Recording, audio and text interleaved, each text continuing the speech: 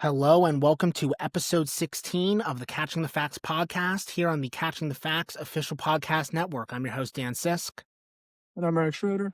And guys, we had actually a much better week than we expected, Eric. Last week we were complaining about how the NFL's had been really rough in terms of quality games, but this week there were a number of good ones, which was important because obviously in the aftermath of the bracket reveal over in the NCAA, no major games were played other than Army Navy. So we needed the NFL to step up with some quality games, and they did. So guys, we're going to, after the news roundup, we're going to be talking about the Bills Patriots, the Broncos Packers, the Rams versus the Lions, and the Seahawks versus the Colts. So Eric, you ready to get started? Yeah, let's do it. Okay, guys. So first bit of the news this week, obviously the biggest story, and I would argue all of American sports, not just football. This Sharon Moore saga is absolutely crazy. If in case you've been living under a rock, this man had an affair with one of his assistants. Is someone, it was a widely well-known, secret throughout the campus. Multiple people knew about it, except for his wife, oddly enough, which, that's kind of crazy. But the affair was exposed. He was fired as the head coach of Michigan because of it. And then it came out that he went to the staffer's home, broke in, held a knife to his neck, threatened to kill himself and her for ruining his life. And then she called the police and got him, detained in prison. It also came out that, we luckily, because, the gods are so kind, his initial detainment was put on the national news. So we got to see I was watching his initial bond setting in the lunchroom at my work. And we were all just standing in there watching this guy. It looked like he was in a straitjacket. He wasn't, but he was clearly on suicide watch. And it was just to see all these events happen in such a short amount of time is really kind of crazy. And then came out that he forced that poor staffer to get an abortion, with, obviously the baby being his. He had 3 kids. I mean, it's just absolutely crazy that all this happened. And it's you said it over text to me, Eric, and I completely agree. How about your life getting destroyed in the span of 48 hours? I mean, it's pretty crazy. Yeah, man. This is it was funny at first when he was like, okay, he's getting fired or whatever. But I mean, now it just turned into something really sad. It's terrible. Yeah, it really is. I mean, when it first dropped, you and I, our first topic of discussion was, who does Michigan get as a coach? But when when all the details came out, it really did show why Michigan waited to fire him when they did, even though they did know about it. It came out that they waited till after the initial signing day to fire him, even though, I mean, that logic doesn't really make any sense to me, Eric, because nowadays players can just transfer in January. So I don't know why they waited. I mean, just rip the Band-Aid off now, then you can get a better coach. But yeah, it's just a really, really scary situation. The man clearly has some severe mental health problems.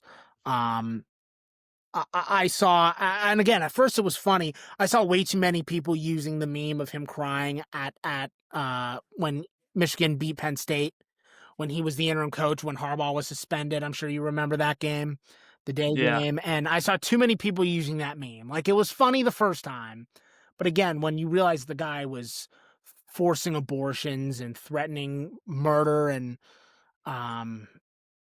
doing that to his family, I mean, it's he has severe issues, and it's just really a shame. And in the aftermath of this, now this is funny.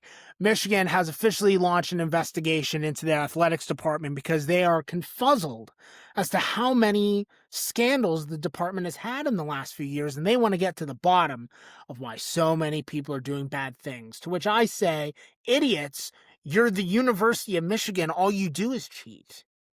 All you do is make excuses for other people, and go on your merry way without a care of other people. So that the fact that they're only now launching an investigation after all the Harbaugh drama with the buying a cheeseburger and all this. I mean, it's been years of this, and you guys are only now launching an investigation. It's just crazy to me that they think that this will do anything or give their university any credibility at all. I mean, if not for Notre Dame being the biggest cowards in the entire sport, Eric, I think everyone in this country would view the University of Michigan as a university comprised of pariahs. The fact that Notre Dame backed out of that bowl game and the loser way they did is the only reason that Michigan isn't getting more flack right now. I mean, what they're doing, what they have done over these last few years is absolutely disgraceful and completely embarrassing. Yeah, I mean, this is probably one of the worst stories to come out of Michigan. The Yeah. cheating's whatever, it's football. Yeah. But I mean, this is someone's life, you know what I mean? Uh-huh. You're right. So it's not what you want to see at all, in any aspect, not even just football. Just at this point, I mean, it's bigger than football. Yeah. Now we're talking about someone's life and Yeah. and different charges and jail time. And Yeah. I mean, I don't know, and even like as an Ohio State fan, man, like I don't mind Sharon Moore. I always liked him at Michigan. I thought he had, great energy. The guys obviously loved him. Yeah. And then just to hear about this, I mean, it sucks. I always liked Sharon Moore. I always respected him, but I mean, not it's hard to respect him now. Yeah, But yeah, it really is. I mean, I'm with you as a Penn State fan who hated Michigan and still hates them. I mean, I did have some respect for him. He wasn't a great coach, and they proved that quickly. I mean, he really only got the job because they wanted to hold on to the Harbaugh era as long as humanly possible. And who can blame right. them? Who can blame them? I don't blame. I'd make the same move if I were them. But I mean, it didn't really work out, and I didn't think. I honestly, it wasn't going to work out even if this hadn't happened. He probably would have only had 1 or 2 more years, and he would have finished in the middle of the top 25, closer to the second half, and he probably would have gotten fired. I mean, let's just be honest, guys. I mean, he's not good enough to really be a top 5, 10 coach in the sport. Um, so I mean, he's never going to work again, but I hope that he can get some semblance of a life back after he inevitably probably goes to prison and serves some time. And yeah, I wish him the best. I really do. Because again, these are mental health issues. I don't think he's a Right. bad person. I think he's just deeply troubled and needs the help. Um, I guess that's all I have on Sharon Moore. What about you?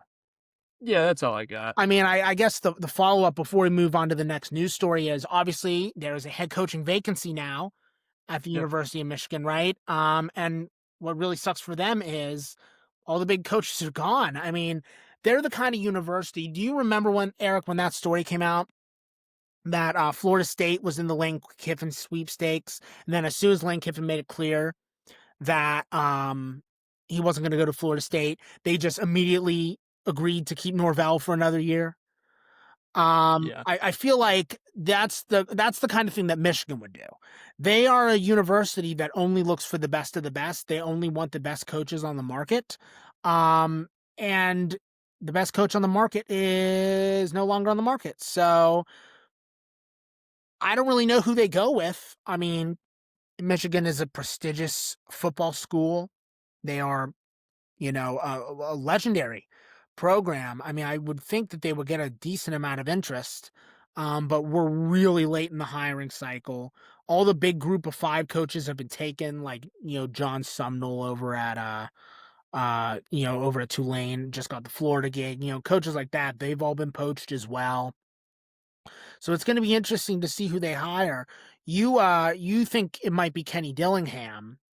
Yeah. I think that's definitely possible, but they have their bowl game on New Year's Eve, and he doesn't strike me as the kind of coach who's going to bounce on the team before that game. So, No, I don't think so either. I mean, he loves that team, so yeah, if anyone doesn't know who that is, he's the head coach of Arizona State. yeah. And I mean, obviously, Michigan is a much sexier gig than Arizona State, but um, we'll see who they can get. Again, you're not going to get a top tier coach, but if they play their cards right, they might be able to get a second tier one. They might be able to. They're just going to have to. They're going to have to really interview well. I mean, I hope that investigation into the athletics department is going well because they can't handle another scandal. They really can. I'm not even saying that as a joke. I don't think No, yeah. think they have enough credibility right now to withstand another bout of scrutiny. So No, if see what- something else comes out, I mean, who's going to want to coach for them? exactly, it's going to be bad. So we'll see what I mean, I'm happens. surprised they're even like still as respected as they are right now with what's going on. Yeah. I mean, I think it's honestly like the Notre Dame thing that we talked about last week, where it's just kind of name recognition. Right, I think I exactly. mean, that's my theory. I could be wrong, but No, yeah, I mean, yeah, they're a big school and they're always good, so it's like they kind of get a pass yeah, almost. yeah. But we'll see what they do. We'll see what happens. It's going to be fascinating to watch.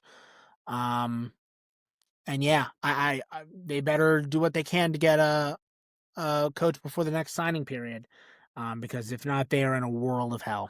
World of hell. Yep. Okay, ready to move on to the next story? Yeah, let's do it. Okay, so Eric? What was going on with the Heisman Trophy? I mean, that it was awarded the other night. It was Fernando Mendoza wins the Heisman Trophy. He becomes the first Indiana player to win the Heisman Trophy. So congratulations to him. He had 2,900 yards, 33 touchdowns, and then 6 interceptions. Yeah, Great season for him. Congrats to Fernando Mendoza. He's a great player. Seems like an even better guy. I mean, just his interviews that he's had recently, and even when he was at Cal.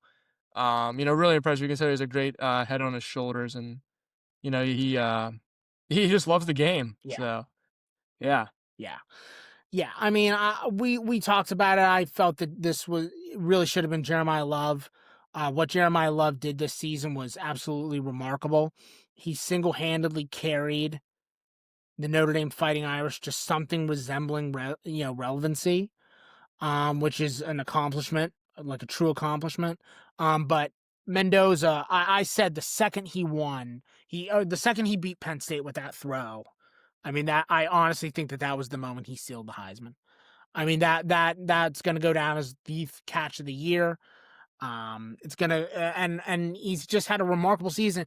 The Indiana Hoosiers are #1 in the country in football. I mean that is a statement I never in a million years thought I would make, and he is largely responsible for that. So it's a well deserved award. We'll see if he can use this momentum to carry Indiana deep into the playoff. Both of us are not projecting Indiana to win the dance. We are still going with Ohio State, and I think that's the stance that both of us have. But yeah, but I think they can make it there. I mean, I agree. I think they can. I'm not. I think it's definitely possible. So we'll see what happens there. Not much to say about Mendoza. Not who I would have gone with, but it's deserved. It's earned. Um, yeah, the bigger story for me was Diego Pavia. This man. If anyone doesn't know, I mean, we've talked about him this year, but he is the quarterback for the Vanderbilt Commodores, and that man embarrassed himself and the university like nobody's business. After he lost the Heisman, he went on Instagram and with his big brain decided to release the message F the voters, but I'm still happy for my play. Uh and it was a picture of him at the after party, the ESPN after party, and he was shorter than everyone in the picture, and it was just a really funny picture to post that message to because it's like, dude, you don't have the size to succeed. Um, what were your thoughts on Pavia's response? And also, I guess I would ask, what was your reaction to his kind of his tweet where he was trying to apologize for saying what he did, even though we all know he doesn't mean it. yeah, man. I mean, I I don't know. It's just like he was doing it all weekend. You can tell he's very cocky. Yeah. He thinks he's better than he actually is. and he thinks he got like snubbed out of the Heisman. Yeah. I understand he was second in voting. I don't think he should have been second. He should have been fourth. I didn't even think he was going to come close He should have been fourth. um I agree. to winning. Which, yeah, he didn't really come close to winning because Fernando Mendoza, I mean, he killed in the voting, but it's just like, it was so ridiculous what he was doing. You can tell, obviously, he loves the attention, Yeah. um, but it's just, it's ridiculous. I mean, the stuff that he was posting, like, F all voters and Yeah. stuff, and like, Ridiculous. um, like F Indiana. Yeah. It's just like what are we doing, man? It's just like it just because you suck doesn't mean you. And he doesn't suck, but just because like you're not that good and you're not that guy, you didn't win the Heisman. It's just like, why are you acting like that? It's unacceptable. It really is, Yeah. and it's disrespectful to all of the Heisman voters. I mean, Yeah. if he like, he obviously got himself there. They invite him into the Heisman Trophy. They make him a finalist, and he acts like that. That's not right. I mean, just be more humble. And not many nobody. And he's become one of the most hated Yeah. good players and he plays for Vanderbilt. Yeah. If you told me the Vanderbilt quarterback was the most hated player in college football right now, I would be like, why? Yeah. But it's like, You're right. it's just so ridiculous. I mean, he's unreal. It's very disrespectful to to the committee, to the Heisman committee, and just college football. It's not a good look for Vanderbilt either. Yeah. Yeah. No, I completely agree. I mean, it was just so childish that my honest, it was hard for me to believe that it was real, to be honest with you.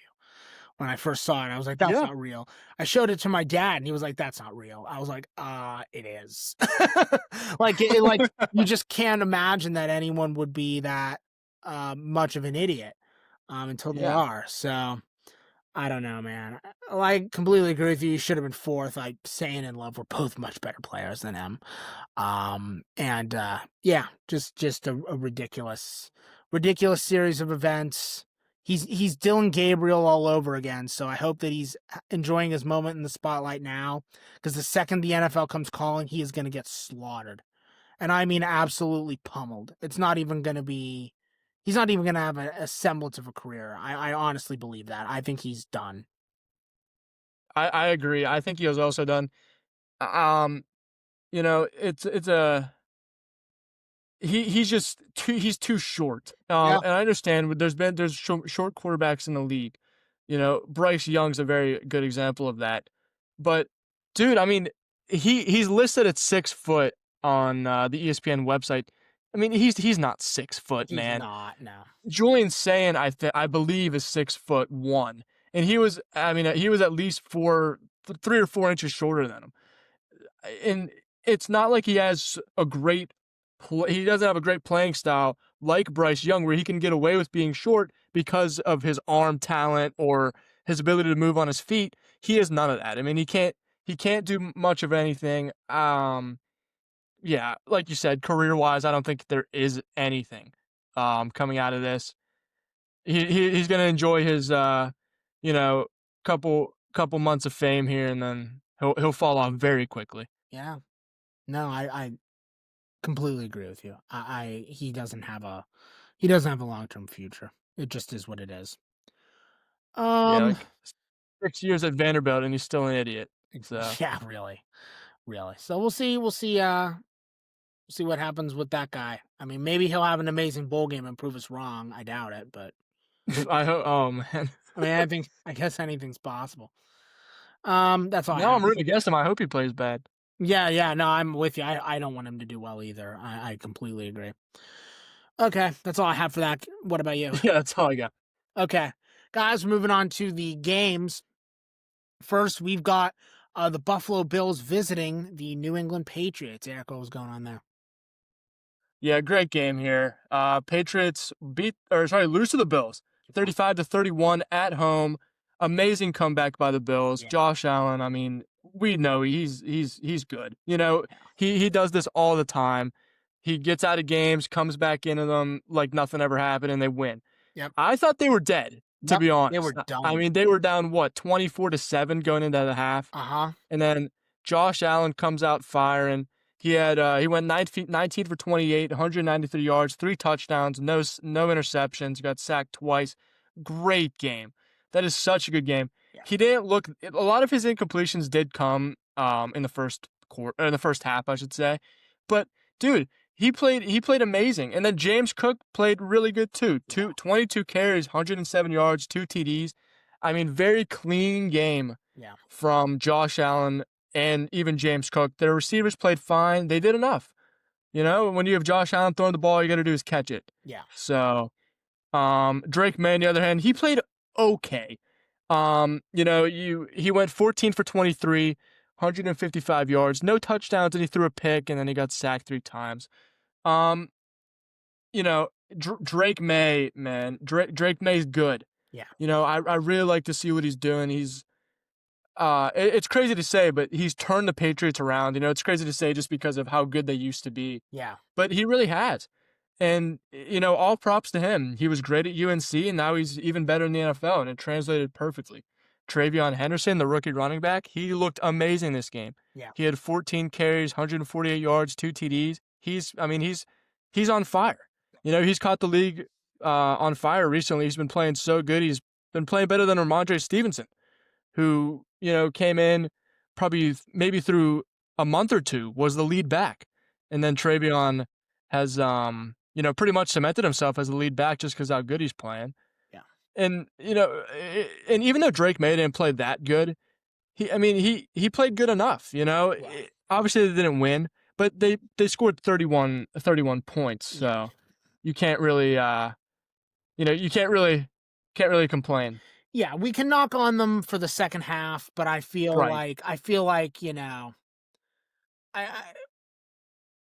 getting 24 points and a half is an accomplishment, and so I mean, you can't really shell them for No. how they played. I completely agree with you on Drake May. For me, he is the poster child for a strong development team. I Yes. mean, he's in what, year 2? And Yeah. he has managed to he got the right head coach with Mike Vrabel. We the second they hired Vrabel as the head coach, we all knew it was perfect. And I mean, again, he has the talent around him, and he has brought the Patriots back, post Brady, Mhm. which is a remarkable accomplishment. I mean, it really is impressive what he's done. Yeah. I've really, I've really been impressed with the Patriots, but this game for me was way more about the Bills. We've been making fun of the Bills the last few weeks, Eric, about how they've been really wasting Josh Allen's prime because, the Patriots get bad, and they're bad for a couple years there, right? They have a really bad coaching move with Gerard Mayo that does not work out at all. And they were all but dead. And what happens? They give the Patriots time to resettle. They give the Patriots time to rebuild. The Patriots find their new QB, and the Bills haven't even been to a Super Bowl yet with Josh Allen. I mean, they have wasted this man, But they've been running into the dynasty of the Chiefs, though. of course. But what really sucks for the Bills is as soon as the Chiefs die, the Patriots are back. Right. Yeah. Literally the second the Chiefs are dead, and which happened. I mean, they're not making the playoffs this year, and Mahomes is probably going to miss a good chunk of next year with that knee injury. The Chiefs are done, and the Patriots are back to top of the AFC. I mean, if you're a member of Bills Mafia, you must be in hell. I mean, that's really, really bad. So we were saying all this for the last few weeks. I was expecting the Patriots to win this game. And I was expecting them to win this game, maybe not in dominating fashion, but in a way that really rips at the heartstrings of the Bills faithful. And yeah, man, that second half by Josh Allen was so freaking good. I mean, we've talked about this. They need him to play at God level just to have a chance at winning. But he's so good that he plays at God level most weeks, which is crazy considering he is the only member of that team worth anything, you know? Um, I mean, not the best QBR ever. He only had a 78.2. QBR, which again isn't spectacular by any stretch of the imagination, but it's definitely an impressive when you factor in how bad he was in the first half and how dead the Bills looked. Yeah, James Cook had a great game. I mean, the second half, everything came together, man. I mean, they made adjustments, and adjustments win. I mean, too many Yeah. teams, too many coaches rest on laurels and don't make adjustments. And I gotta say, Sean McDermott, garbage coach, but he made the necessary adjustments and they won the game. So it's going to be interesting to see this division race play out. I still think it's pretty clear that New England's going to win the division, but I mean it's not it's not over. Let's put it that way. I mean, looking at the Patriots schedule, they've got the Ravens on the road and then a bunch of a bunch of trash. I mean, they've got the Jets on the road and then the Dolphins at home. And we all know how the Dolphins play north of what Tennessee. So uh the Patriots schedule is super, super easy, whereas the Bills have Cleveland on the road, potential trap game there. The Eagles at home and then the Jets at home. I think the Eagles have a solid chance at beating the Bills, despite the Eagles really struggling right now on offense. Just because that can be a tough game. That Bills Eagles. That's a big game even if the Eagles are struggling at the moment. So I still think the Patriots win the division. But this gave the Bills life when they needed it. Man, they needed life badly, really, Yeah, really badly. they did. Now as far as the Bills in the playoffs, I don't know really how far they're gonna go because their defense has been giving up a lot of points lately. Um, and granted, they're playing good teams. I mean, they got the Buccaneers, the Bengals, the Texans, stuff like that. But if Josh Allen has one bad game, which he rarely does, but if he plays bad, say, they're not going to win. They're not. And It's over. because their defense isn't good enough. I mean, and you're only going to run into good teams in the playoff, so it's going to be hard for them.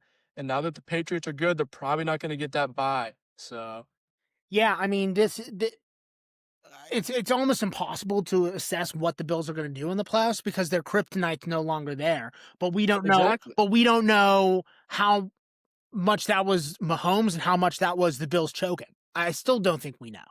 I really don't. Yeah. I don't think anyone really knows how much of that was on Buffalo and how much of that was on KC. I think it's a little bit of both. I I think it's mean, a little bit of both too. yeah, you can't let up 13-second drives. Exactly. Exactly. That's the bingo. You nailed it. That's the play that for me will define the Josh Allen Bills for us until they maybe one day win a Super Bowl. But that's the play that will define this team for me. I just it's going to be interesting to see what they do in the playoffs because again, now that the Patriots are really good again, they have big competition in the AFC.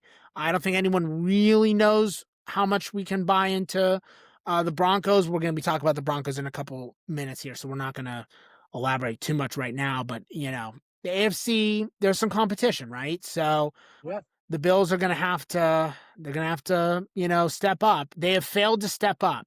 Allen has stepped up.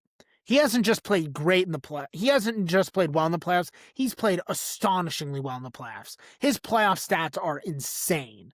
It's not on him. He delivers in the big moment, but the team hasn't, and Sean McDermott hasn't. So it's time for the team and Sean McDermott to step up. And we'll see if they do. I mean, that's the $1 million question, right? Yeah, that definitely is. But I mean, before the Patriots have to, the reason honestly why they lost this game was the penalty yards. Yeah. They had 65 penalty yards to the Bills 15. So Yeah. You can, I mean, you're giving up a 65 free yards yeah. as well, and then the penalties came late in the game too. I mean, they were crucial. Yeah. Yeah. We'll see, man. But yeah, that's really all I had. Yeah, that's it for me. I really think it'll be interesting to see what the Bills do because can they beat another very good team in the playoffs that isn't Mahomes? If they can't, that's going to be pretty damning. That's not going to be good. I mean, it's going to be a really bad look to be honest with you. If they can't beat another great AFC team in the playoffs. and get to a Super Bowl. So we'll see what happens. It's gonna be interesting. Okay, guys, moving on to the next game. We had a very good one. This was a much better game than I expected it to be. We had the Packers visiting the Broncos. Erica, what's going on there? Yeah, the Packers lose to the Broncos on the road, 26-34, in a great game. Bo Nix did not turn into Mo Picks. Yep. He played exceptional. He was 23 for 34, so 302 yards, 4 TDs, no picks. I such mean, a what good a game game. for him. So good. He was And so then good. and it's not even like wide receiver wise, Courtland Sutton, he's the wide receiver one, played amazing, 7 receptions, 113 yards and a touchdown. But dude, they spread the ball around amazing in this game, giving it to, like 7 or 8 different guys. So it was really impressive what they did. And then on the ground, they played as RJ Harvey played well, 19 carries, 65 yards and a touchdown. That's a solid game. And then on the Packers side, Jordan Love went 24 for 40, 276 yards, a touchdown, 2 interceptions. He's got to clean up those interceptions if they want to make the next step. Yeah. And then Matthew Gordon was their lead receiver. He just played okay. And then Josh Jacobs, 12 carries for 73 yards and a touchdown. But the main takeaway here is the Packers lose Micah Parsons to a torn ACL. Yeah. He's done for the year. So Yeah. Yeah, man. I mean, we've been in many ways the Packers are the Bills of the NFC, right? I mean, this is the team that I think everyone who's at least any football fan who has like an actual passing knowledge of the sport, this is the team in the NFC where we're like, when are you taking the next step, right? I mean, the Lions are a great story, but the Lions have been so bad for decades that honestly, I think the fact that they have a winning record is the win. I think with the Packers, we're expecting a little more, and this was supposed to be the year, man. With getting Parsons in right at the last minute and stealing him from Dallas. I mean, this was supposed to be the year, and Jordan Love has been super inconsistent. You just broke it down. He was pretty solid at times, but those 2 picks were not good at all. He still has a lot of incompletions. I mean, 24 for 40, really? yeah, I mean, you said it yourself. If you have 40 attempts, you better get over 300 yards passing. Jesus, I mean, you gotta like get have a lot of passing yards to make up for the incompletions. Um, yeah, just the Packers are all over the place. I can't really get a read on them, man. I can't get a read on the Packers. I don't know if I should be buying all in or if I should be like all out after the ACL. I feel right now my gut tells me, and I could be totally wrong here, but my gut tells me that the Packers are a second round exit. I don't think they make it to the NFC Championship game, but I do think that if they play in the wild card round, that they would win that game. I think that they're good enough to win that game. I just don't think they're good enough to make it to a conference championship game, which is crazy because I think everyone kind of assumed they were, right? I mean, yeah, it's just bizarre. yeah. I mean, at the beginning of the year, we were saying. I mean, it hurts to lose Micah Parsons. He's not. I mean, he's not like deep weight, but Yeah, this year at least he wasn't gonna be. But I mean, he's still a great player. He's a game wrecker, and that's what they needed. On the defense, um, their defense has been good this year. yeah, You know, this is I think the most points they. Oh, I guess they tied with the Packers 40-40, or the Cowboys. I mean, Cowboys. 40-40. But this is the most points they've let up since that game. And that was overtime. That had overtime, so that Exactly. you Exactly. can't fully judge the points allowed because of Right. overtime, right? Yeah, no, exactly, you can't. So, their defense has been really good. Now I feel like it's definitely gonna start to get more shaky. Like you said, they're gonna hurt. And Josh Jacobs, I don't know if he's questionable, but he said that he hurt his knee again in this game. He's always hurt. So, I mean, if they're out with him next week, they're done. I mean, the Bears look good right now. Yeah. I understand they beat the Bears just last week, but I mean, dude, if Josh Jacobs is injured and he doesn't play this game, they're gonna lose this game by a good bit here. Yeah, Because Jordan Love, he's just not good enough yeah. to where he can command the game and win the game for the team. No, he's good enough to to command the offense. Like he can run an offense. He can read the Yeah, right. field. He can do the tangibles, but he can't make up for the rest of the team's deficiencies, right? He can't Right, do it. exactly. He can't do that. So it's gonna be interesting. But yeah, man, the Broncos. We have been doubting this team for weeks. Um, they have won 11 in a row. 11 in a row. I mean, I know their schedule hasn't been the toughest, but 11 in a row is 11 in a row. I mean, you have to give props to that, man. I mean, this has been a phenomenal run for Bo Nix. I mean, I don't think anyone was expecting him to lead the team this efficiently, this early in his career. And the Broncos are now at the top of the AFC because the Colts are in the middle of an implosion. We'll talk about them in a couple minutes too.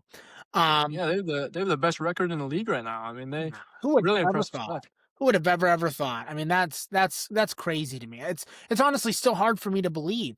But I mean, the defense is remarkably good. And so even though Bo, I want to call him Mo Picks instinctively. Even though Bo Nix often turns into Mo Picks, he's He's looked really inconsistent. good this year. He's been inconsistent, but when he's good, he's incredible. And again, when the defense is as good as Denver's, I mean, you can make up for inconsistencies in the offense. So I don't know how well they'll do once they play a really tough set of teams in the playoffs. I don't think they are good enough to go far. But considering where they were for the last 5 years, dude, this is a miracle season. I mean, no matter what happens in the playoffs, this season's a victory. What Sean Payton and Bo Nix have done this year is nothing short of incredible. And yeah, man, Broncos fans should be very, very happy. Yeah, for sure. Yeah. Um, yeah, and looking ahead at Denver's schedule, paper thin. You got the Yeah, very easy. you got the Jags, you got the Chiefs, and then you've got an okay Chargers team. I mean, you can win all three of those. Yeah. So it's going to be really interesting to see where they go. Um, yeah, definitely one of the stories of the year. This team actually being really good. We doubted them, but I think they're proving us wrong, Eric. Yep. Okay, that's all I have for that game. What about you? Yeah, that's all I got. Okay, guys, moving on to the next game. We had the Detroit Lions visiting the LA Rams. Eric, what was going on there? Yeah, Detroit loses 34-41 to Los Angeles. Los Angeles has been really good. Yeah. As of late, they're 11-3. Yeah, great game. This offense is explosive. Yeah. Puka Nacua, he has looked so good this year, and even last year. I mean, he's a steal. They stole him in the draft. That's such a steal. Yeah. Nobody thought he'd be this good. Yeah. 9 receptions, 181 yards, no touchdowns, but I mean that's still a field flip type of game. And then Matthew Stafford, he's looked solid this year, 24 for 38, 368 yards, 2 touchdowns, and an interception, but that's okay. And then Kyron Williams, he had a good game as well. 2 touchdowns, 15 carries, 78 yards. Great game. But dude, Amon Ra, man, Yeah. 13 receptions, 164 yards, 2 touchdowns. And then Jamison Williams, 7 receptions, 134 yards, and a touchdown. Great game from those two. Yeah. This offense is so fun to watch. They're so explosive. I like what Dan Campbell's doing. Yeah. With this team, and it's just like, but they can't close out games. No. They're coming in. The defense looks like they look average at best, you could say, and they shouldn't be. Their defense, has a lot of stars on their team. And good stars too. It's not like the Steelers where they have outdated, washed up, stars. These are present day stars. I understand that. I believe Brian Branch is injured.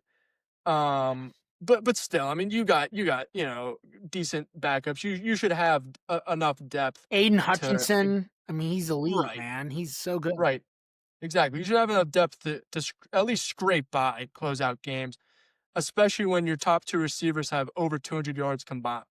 Well over 200 yards. So it's just that's the thing. They could really be, you know, 11-3 or whatever. Yeah. They just have to close out games, and they've lost a lot of one score, you know, 10-point games where they really should be closing them out, and they just haven't. Yeah, man, this was a game where a team had to lose. Isn't that the Right. worst? Both offenses were so good. You Yeah. said it, Amon-Ra, Jamison Williams. I mean, that's basically, I mean that's Jared Goff's game right there. I mean, you just Right. threw Yeah, those two literally is. guys, and Yeah. they were both so good. Um, I mean, this really was a shootout between the quarterbacks. Goff and Stafford were both so good. It was just a really really tough game for the losing team, right? And it always happens. You see these games all the time. It's just a harsh reality of football. Um, yeah, man. I just the Lions have been. You said it yourself, losing a lot of tight games. I mean that Ravens loss back in September. That's like the stuff of nightmares right there, man. That game they should have won that, and it's just those kinds of losses I think will really gnaw at them, because again they really should, like you said, be at least, you know 10-4, and Right. they're not. But we'll see. We'll see what happens. I mean, looking at the Lions' schedule, they've got the Steelers at home. Then they're going to be in Minnesota for the Christmas Day game, playing 4 days later. Oh Jesus! Ugh. Why that's just so awful. I mean, poor Lion for the Lions and Vikings, that sucks having to play 4 days later. But whatever. And then at Chicago. So they don't have the easiest schedule. They don't have the toughest, but they don't have the easiest. Their playoff hopes are very slim. They're gonna be. I think they're gonna have to win out, and that's gonna be hard. So yeah, you said it yourself. I don't really know what else to add. They are in a lot of close games. They can't land the killing blow, and it's cost them. And I don't even know if you can blame that entirely on Goff because he's had a very good year. No, yeah, I Um, don't think you can. It's more the defense, I think, than anything. yeah, I mean, but I mean, you score 9 points against the Eagles. Really? Right. Yeah, true. I mean, it's just they're having a rough year. All things considered. Again, for Detroit fans, this is a miracle year because they've been bad for decades. But still, I mean, this is the kind of game that is a tough one to lose. But yeah, as for the Rams, I mean, they've had a really, really, really, really good year. That loss to the Eagles early on, that kind of scared us into thinking that they weren't very good because they were beating up on bad teams like Houston and Tennessee beforehand. I think that is very much looking at like an aberration now because the Colts win looked really good. And then the Niners win was also very, very strong, even though the Niners were a bit beat up at the time. The Rams, they've really had a strong season, and they're looking like a legitimate playoff contender. Looking ahead at their schedule, they're going to be in Seattle, then in Atlanta, and then the Cards at home. So, I mean, those last two are obviously going to be victories. The Seahawks game could actually be pretty competitive. I don't know what exactly is going to happen there, but yeah, it's gonna be interesting, man. I think the Rams are very good. I think they're a little off in terms of being elite. I wouldn't call them elite. They're maybe one or two pieces away from being elite though. And honestly, the NFL's been so rough this year in terms of quality that even if you're one or two players away from being elite, but you're not elite yourself, you probably can still go deep in the playoffs. Yeah, So, I mean, we'll see how far the Rams can go. Um, Maybe they can get to the NFC title game. It's possible. I mean, they've had a great year. for sure. So, yeah, I don't know. I think again, my big takeaway was the Lions, man. I just feel they can. They're. I wouldn't call it a wasted season, but it's basically a wasted season. Like it's tough. It's tough for them. Yeah, poor Jared Goff. He should be I wouldn't call him an MVP candidate, but he is having a really good year that is largely getting ignored because he's losing a lot of tight games, which sucks. But is what it is. It's football. Right. Okay, that's all I have on that game. What about you? Yep, that's all I got. Okay, guys, and then this was maybe the funniest thing I saw all week. The Indianapolis Colts visiting the Seattle Seahawks. Eric, what was so goddamn funny about this game? Philip Rivers comes out of retirement, and we talked about it a little bit last year in the news, or last week in the news roundup. I mean, Philip Rivers, he hasn't played in 1,800 days or something like that, since the 2020 season. But the Indianapolis Colts go to Seattle with Philip Rivers. He's 44 years old, and they lose 16-18 in a tight game. Decent game, but we really just wanted to talk about Philip Rivers coming back. Yeah. Um, I mean, he went 18 for 27, 120 yards, a touchdown, interception, was sacked once, and it looked like he was dead once he got sacked. Yeah.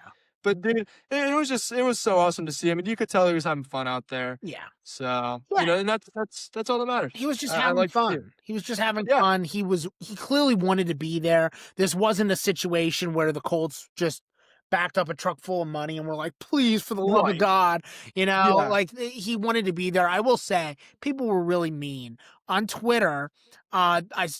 People were clipping videos of him walking, on the field before the game, getting warmed up, and he was, let's just say, to put it polite, a little big, and people were calling him. Yep, that's what I was gonna say. Yeah, he was a little out of shape. Yeah, but people were calling him. People. I saw one tweet where they were like, "No, this is not a coach," and I was like, "You guys are being." I was like, "You guys are being dicks. Like, you're being so mean." Like, I mean, yeah, sure, he's a little big, but whatever. I mean, the guy Dude, I wants to mean, be he's been out there. the league for 5 years. I mean, you let Exactly. the man have a beer. He was coaching high school football a couple weeks Yeah. ago. I mean, the man is. I mean, this is an incredible story. We've mentioned him before. In his prime, he was a brilliant quarterback, but kind of like Josh Allen, um, he was unable to ever really get over the hump. You can chalk that up to being in San Diego, but I mean, he was never able to get over the. He was, he's probably one of the best quarterbacks ever to never play in a Super Bowl. Um, uh, Obviously his Hall of Fame clock kind of resets after this, so he's gonna have to wait 5 more years to see if he makes it.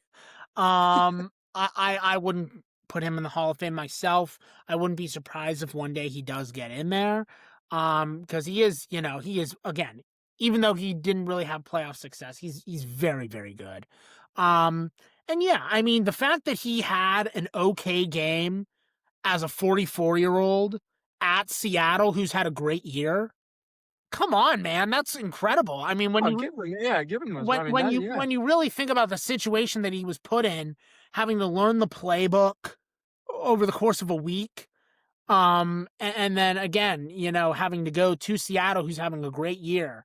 Um, uh, I think a lot of people just assumed that he would be giving the ball to Jonathan Taylor the whole game, but he really didn't. I mean, he had 27 attempts. That's a pretty solid amount.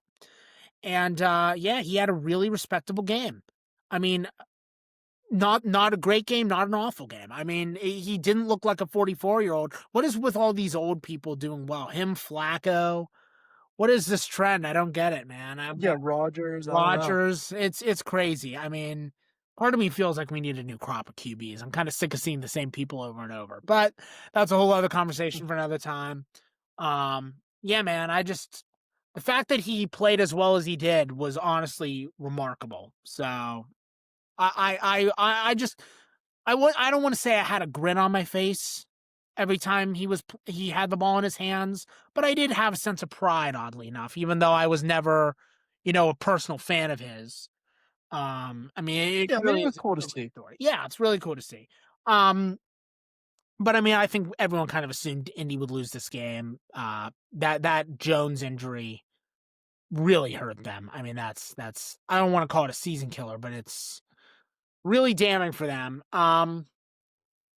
Sam, I don't know. I feel like you can call it a season killer. I mean, he was playing like an MVP for a little bit there. yeah, yeah, you're probably right. You're probably right. And, I mean, right when he goes down, they're not going to do anything. Anthony Richardson has not adapted well, and he honestly should have by now.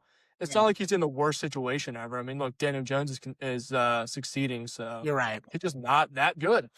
And that the reason why Philip Rivers was playing is because Anthony Richardson is hurt, Yeah, yeah. but still, Yeah. But I mean, that game, they would have scored 7 if Richardson yeah, played, you know? yeah, That's just the reality. But yeah, as for Seattle, really under the radar year. I think it's largely because they're on the West Coast, so they just don't get as much, attention, and they're not in a big city like LA. right, But yeah, they're having a great year. Darnold again having a very, very respectable season. Um, I are we buying in on Sam Darnold? I mean, I feel he's a great story, but I still think there's a ceiling with him, and I don't think that ceiling is a conference title game. To be honest with you, I think you get to a point with him where you're like, and this is as good as we're gonna get. You know? yeah, right, yeah. He's not going to go out. Yeah, he's not going to go out and win a Super Bowl this year. You know what I mean? Yeah. Um, but I mean that's fine. Nobody's expecting him to. No. I mean, they get, Jackson Smith and Jigba in the draft. He's been great this year. I think if they just build around the young talent that they have, like JSN and, some other guys, that they will eventually be good. I agree. I just don't know when that will. I mean, that could be 5 years down the road Yeah. before they're ready to take the next step. I don't know what Seattle's timeline is, and honestly, Right. Exactly. if we're being totally honest, I don't think they know either. Yeah. I think they're just kind of throwing shit at the wall. And right now I'd say 70% of it is sticking. Yeah. Right? I mean, they have the record. But again, they really, outside of JSN, they don't have the talent to like really, really step up. And when you look at their schedule, man, I mean, when you really look at the games that they've played so far, it has not been kind. The Steelers, the Saints, the Cardinals, the Jaguars, the Texans, the Commanders, the Cardinals again, the Titans, the Vikings, the Falcons. I mean, when you really look at their schedule, it is easy. So, I mean, but again, as we said, right now, I think Seattle's still trying to get out of the post Russell Wilson era, which is ridiculous that it's taken them this long to get out of it. It's been years. But that's a whole other Oh yeah. conversation. But I think they're finally starting to get out of it, and they're still, trying to find their own feet. And it's probably going to be an early playoff exit. But I mean, again, we were just talking about, you know, other teams about, early playoff exits. It happens when you're starting to get good again, right? So, I mean, it's. I don't think anyone should feel bad for the Seahawks if they lose early just because they have a great record. Because again, their schedule's paper thin, and they're still trying to get their own footing and find their identity. I think they have a bit of an identity crisis too. I don't really think they know how much to give the ball to Darnold, how much to give the ball to Zach Charbonnet. I think they need to kind of figure that out a bit as well. But they're definitely a solid team. I just don't think they're a great team. That's all. Yep. Okay, that's all I have on that team and that game. What about Yeah. you? That's all I got. Okay, guys, that is it. Man, can you believe this episode is only an hour long? I mean, I feel like, Oh, one of the quicker episodes recently. right? I mean, this is a Christmas miracle. Um, early Christmas miracle. So, guys, that is it for this week. Thank you so much for listening. Looking ahead, next week we have a couple small bowl games. Like I know Memphis is playing. I mean, they're not bad. But next week, obviously, the big games for us and this show are the first round of the college football playoff. We predicted all of the games in last week's show. So go listen to that if you want to hear our thoughts on who we think are going to win these games. But we've got Alabama, Oklahoma, Miami A&M, Ole Miss and Tulane, and then Oregon and James Madison. So those 4 games are obviously going to be on our docket next week. Again, tune into last week's episode to hear our thoughts hear our predictions on who we think is going to win. In terms of next week for the NFL, Eric, what games are you looking forward to? Yeah, I'm looking for this Thursday night game. Yeah. Yeah. The Rams and Seahawks. It's gonna be a great game. Yeah. Big NFC matchup there. And then the Saturday night game as well. Packers and Bears is gonna be a good one. Yeah. So another good one there. And then the Sunday Yeah. 4:25 Steelers and Lions, Patriots Yeah. and I agree. Ravens at 8:20 Sunday night. There's some good games next week. Yeah. The Monday night game would be good if Daniel Jones was healthy. It's 49ers and Colts, but Yeah. he's not. So 49ers are gonna win probably. But Yeah. Yeah, no, man. I think the NFL has some interesting candidates in terms of quality. The Rams Seahawks yeah, is really interesting to me because I think this is a big test. If Darnold can beat Stafford, we might have to really start taking them fully seriously as a team. yeah. Beating Stafford would be huge. So, big game for Seattle, and they have it at home. So you got to take advantage of the home games while you have them. Packers Bears. I mean, I think the Packers are probably going to win that game as per usual. And yeah, like you said, I mean, there are a couple other respectable ones. Jags Broncos. I mean, if the Broncos win again, God help us. Steelers Lions. I mean, it might be competitive. I mean, maybe, I don't know. Both teams are pretty flawed. But yeah, a couple of solid NFL games in addition to the first round. We might talk about more NFL than usual next week if Ole Miss and Oregon, steamroll Tulane and James Madison respectively, which is definitely possible. Right now, Ole Miss has a 17.5 point favorite, and Oregon is a 21 point favorite. So those are very, very steep spreads. And if they're larger, if they are again 3-4 score blowouts, we might talk more NFL than usual next week. But we'll see what happens. So that's all I have for this week. What about you, Eric? Yeah, that's all I got. Again, guys, thank you so much for listening to this episode of the Catching the Facts podcast here on the Catching the Facts official podcast network. As always, we post new episodes every Wednesday at 12 p.m. Eastern Standard Time on both YouTube and Spotify. Please follow us on both platforms. Please like, comment, and subscribe. We greatly appreciate your support.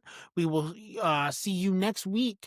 Talk about the first round of the college football playoff and then make predictions for the first round, the quarterfinals. So that'll be a lot of fun. Please tune in then. Until then, I'm your host, Dan Sisk. I'm Schroeder. And we'll see you then.